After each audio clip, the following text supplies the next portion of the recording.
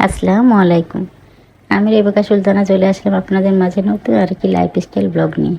আজকে তো শুক্রবারের ভিডিও এটা। দেখেন সকালে নাস্তা করে নিয়েছি, রুটি বানিয়ে নিয়েছি আর সবজি ছিল সেটা দিয়ে খেয়ে নিয়েছি। তারপরে মাংস রান্না করব শুক্রবারে। মাংস তুলতে এসে দেখছি মাংস আর ওঠে না ফ্রিজ থেকে, একদম জমে গেছে। তাই সেজন্য সব বের করে সামনে রেখেছি, মাংসগুলো আছে এখন ছুটুক। আপনাদের ভাইয়া চেষ্টা করছে ছুটানো, কোনোভাবেই ছুটছে না। কী আর করবো, বসে থাকবো রান্নাবাদ দিয়ে। সেজন্য টুকটাক যে কাজগুলো ছিল সংসারে সেগুলোই সেরে নিচ্ছি। এগুলো তো খড়ির চুলায় রান্না করার জন্য ঈদের দিন নিয়ে গেছিলাম, একটু নোংরা হয়ে গেছিলো, সেজন্য কৌটাগুলো সব মশলাগুলো আজড়িয়ে ধুয়ে নিয়েছি। দেখেন সব কৌটাগুলো। মাংসটা কতক্ষণে ছুটুক, এই সুযোগে আপনাদের ভাইয়া ছেলেকে নিয়ে প্রাইভেটে চলে গেছে। যে ছুটুক, পারলে তুমি তুলে রান্না করো। ফ্রিজ তো খোলা আছে, কোনোভাবে ওঠে না। আবার বারান্দায় চলে আসলাম কৌটাগুলো ধুয়ে।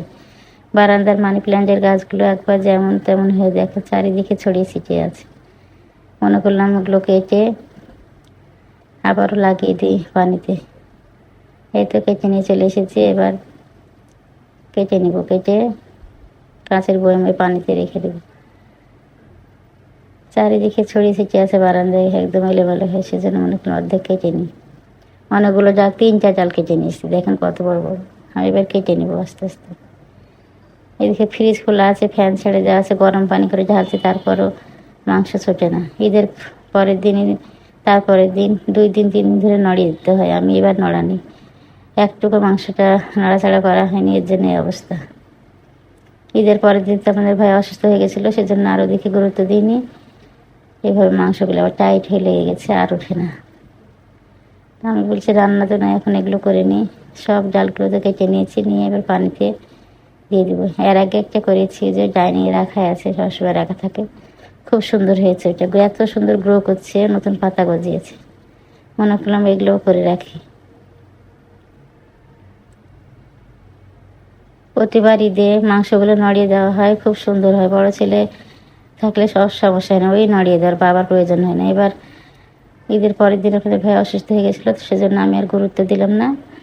এর অবস্থা, আর নড়াতে পারছি না মাংসগুলো। থাক, ফ্রিজ কতক্ষণ খোলা থাকবে, রান্না হলে দুপুরে করব।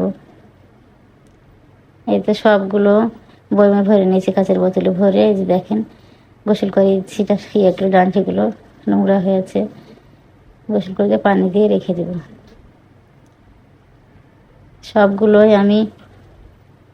সবগুলোই আমি সুন্দরভাবে কাঁচের বয়মে ভরে নিয়েছি। এটা আগেরটা, দেখেন কি সুন্দর গ্রো করেছে, একদম মনে হচ্ছে কচি কচি পাতা বেরিয়েছে। সবগুলো গোসল করে দিয়ে আবার রেখে দেবো। পরে দেখলাম একটাতে বেশি ছোট করে কাটা হয়ে গেছে, একদম নিচে ঢুকে যাচ্ছে, সেজন্য পাথর দিয়ে দেবো। ছোটো ছোটো পাথর আছে, পাথরগুলো দিয়ে দিলে সুন্দর হবে। এই যে সবগুলো আমি সুন্দর করে ধুয়ে নিচ্ছি। আমি এগুলো করছি আর বারবার দেখে আসছি যে একটা পটলা ছুটলে রান্নাটা চাপিয়ে দেবো, ভিজলে পারে দেরি হয়ে যাচ্ছে। দেখেন একটা একদম নিচে ঢুকে যাচ্ছে, ছোটো করে কাটা হয়ে গেছে, সেজন্য এই পাথরগুলো দিয়ে দিচ্ছি। পাথরগুলো দিয়ে এবার আমি এগুলো দিয়ে দেবো, ডালগুলো। রান্না নাই, টুকটাক কাজগুলো করে নিচ্ছি। কখন মাংস ছুটবে তারপরে রান্না করব। সুন্দর করে আমি ঢুকে নিচ্ছি। দেখেন এভাবে কাঁচের বয়মে রাখলে তো সুন্দর গ্রো করে। সপ্তাহে 2 দিন 1 দিন পানি চেঞ্জ করে দিলেই হয়ে যায়। কত সুন্দর লাগছে দেখেন। এগুলো তো বেশি ডান্টি হয়ে গেছে, সেজন্য আবারও একটা ডাল নিয়ে এসে পাতা সহ আবারও ওইটার ভিতর দিয়ে দিচ্ছি, দেখতে খারাপ লাগছে সেজন্য দিয়ে দিলাম। এবার জায়গা মতন রেখে দেবো। টি টেবিলে একটা রাখবো, প্রথমে এমনি রেখেছিলাম, দেখেন। ছেলের পড়ার টেবিলে রেখে দেবো।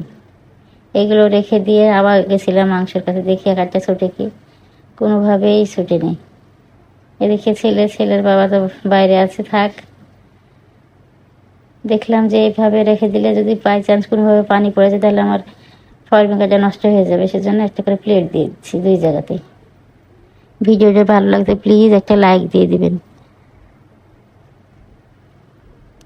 আসসালামু আলাইকুম।